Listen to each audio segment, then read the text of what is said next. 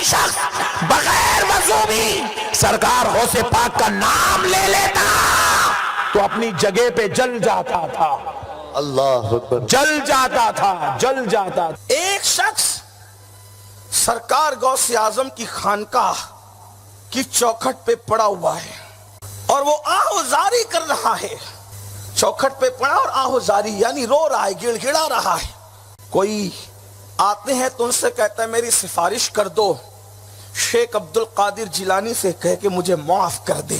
غوث پاک رضی اللہ تعالیٰ سے کسی نے کہا حضور وہ جو چوکھٹ پہ پڑا ہوا بندہ ہے گڑ گڑا رہا ہے، آپ سے معافی چاہتا ہے، آپ معاف فرما دیں۔ غوث پاک نے فرمایا جا میں نے اس کو معاف کیا۔ اتنا کہنا تھا کہ میں نے اس کو معاف کیا، وہ شخص ہوا میں اڑنے لگا اور اڑ کے جانے لگا۔ دیکھنے والے کو حیرت ہوئی کہ یہ ہوا میں اڑنے لگا، تو پوچھنے والے نے پوچھا غوث اعظم سے سرکار یہ تو ہوا میں اڑا ہے۔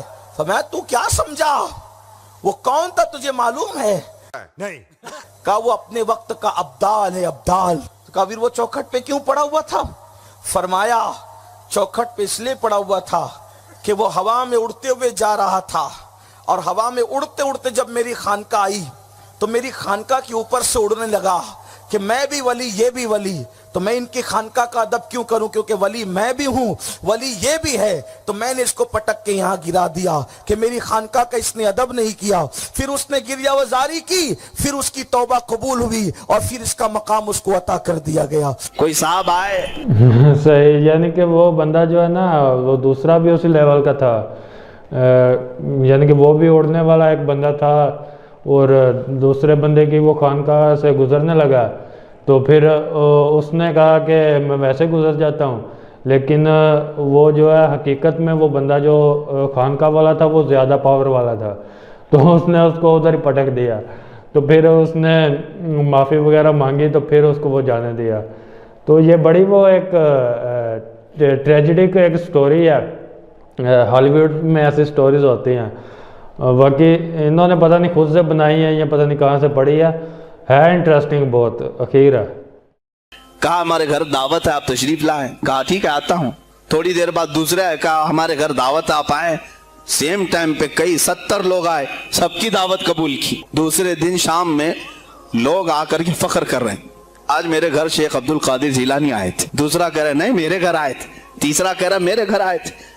ایک وقت میں سب گھروں پر کیسے؟ سبوں نے کہا انہی سے پوچھتے ہیں وہ کہاں گئے تھے۔ جب لوگ آئے تو سننے میں یہ آتا ہے کہ آپ ایک درخت کے نیچے بیٹھے تھے، لوگ سوال کرنے کے لیے آئے، سب آپس میں کہہ رہے ہیں ہمارے گھر آئے تھے، ہمارے آپ بتائیں کیا کس کے گھر گئے تھے؟ تو انہوں نے کہا درخت کے اوپر دیکھو۔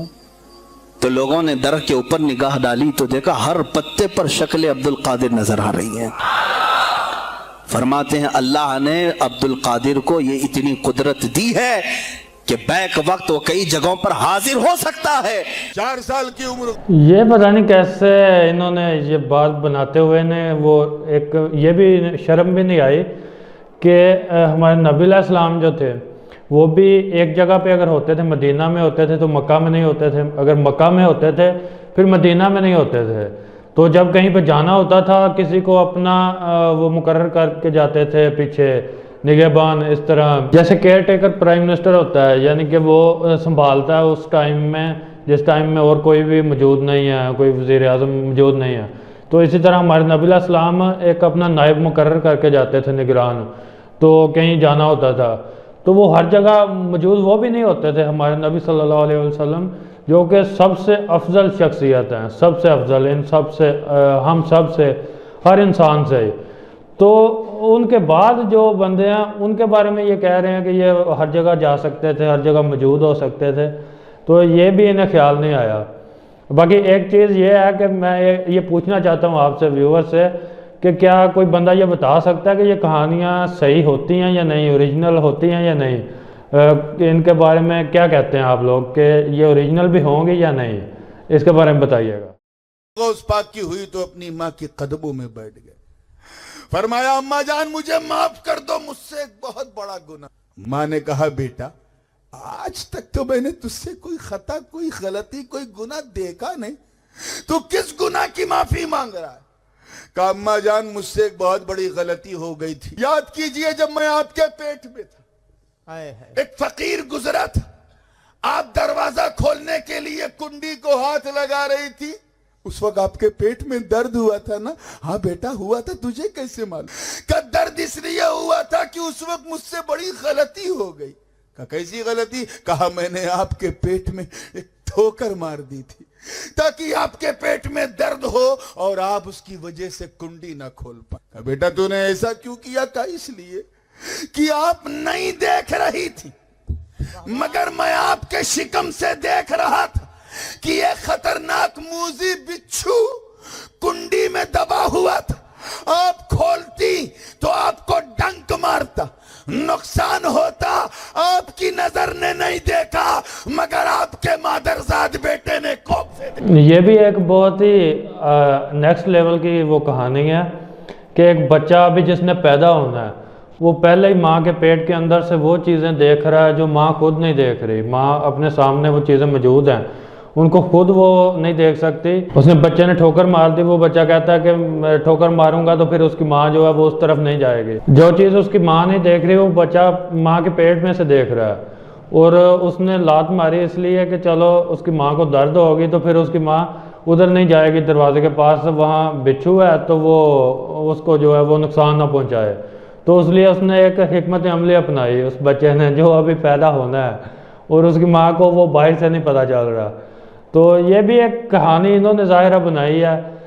ہم اولیاء کی, میں کوئی بھی کسی بھی ولی کی توہین نہیں کرنا چاہتا, سارے ولی جو ہیں وہ قابل احترام ہوتے ہیں, اللہ کے نیک بندے ہوتے ہیں, لیکن بات یہ ہے کہ یہ خود کہانیاں بناتے ہیں. نہ انہوں نے کچھ کہا اس طرح کا, نہ کوئی کہانیاں انہوں نے اس طرح کی چھوڑی تھی کہ میرے بعد اس طرح کی کہانیوں پہ آپ عمل کرنا یا سنانا. یہ خود بناتے ہیں اور سناتے ہیں, لوگوں کو گمراہ کرتے ہیں اور کہانیاں سنا کے ٹائم پاس وہ کر جاتے ہیں.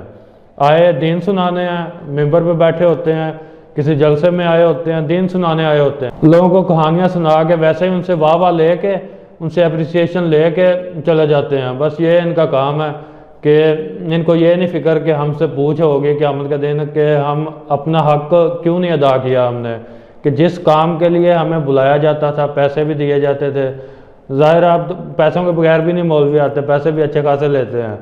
تو پھر اس کے بعد بھی ایک ہوتا ہے نا کہ پیسے کے بغیر ہی بندہ دین بیان کرنے جاتا ہے ثواب کے لیے, پھر بھی اسے غلط کام نہیں کرنا چاہیے, غلط دین نہیں بیان کرنا چاہیے, یا غلط باتیں نہیں سنانی چاہیے, کہانیاں نہیں سنانی چاہیے. لیکن جو پیسے لے کے آیا اس کو تو پھر بالکل صحیح کام کرنا چاہیے. تو پھر بھی وہ اس طرح کا کام کرے تو پھر تو ڈبل وہ گناہ ہو گیا.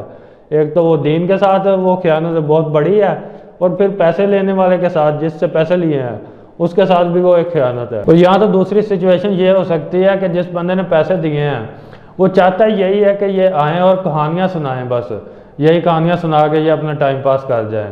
مطلب وہ بھی کوئی اس طرح کی چیز چاہتے ہوں گے کہ جس سے انٹرٹینمنٹ ہو, کیونکہ یہ اس سے جو چیزیں یہ سناتے ہیں اس سے زیادہ پرپس انٹرٹینمنٹ کا نکلتا ہے کہ انٹرٹینمنٹ ہو رہی ہے لوگوں کی. باقی ان کو دین کا زیادہ شوق ہو یا نہ ہو, اس سے ان کی نمازیں درست ہوں یا نہ ہوں, ان کے روزوں کا جو معمول ہے وہ بڑھے یا نہ بڑھے, ان کی عبادات میں فائدہ ہو, ان میں بہتری آئے یا نہ آئے, لیکن انٹرٹینمنٹ تو ہو رہی ہے, یہ تو صاف چیز ظاہر ہے. تو یا تو یہ واقعی انٹرٹینمنٹ چاہتے ہوتے ہیں تو اس لیے یہ کام کرتے ہیں. باقی آپ اس بارے میں بتائیں کہ آپ کے خیال میں کیا ہے کہ لوگ کیا چاہتے ہوتے ہیں, کس وجہ سے یہ کہانیاں انہوں نے شروع کی اور کیوں اس کام پہ لگے ہوئے ہیں. آپ کے ذہن میں اس کے بارے میں کیا خیال ہے, آپ اس کے بارے میں بتائیے گا. تو چلیں انشاءاللہ نیکسٹ ویڈیو کے ساتھ ملیں گے. السلام علیکم ورحمۃ اللہ.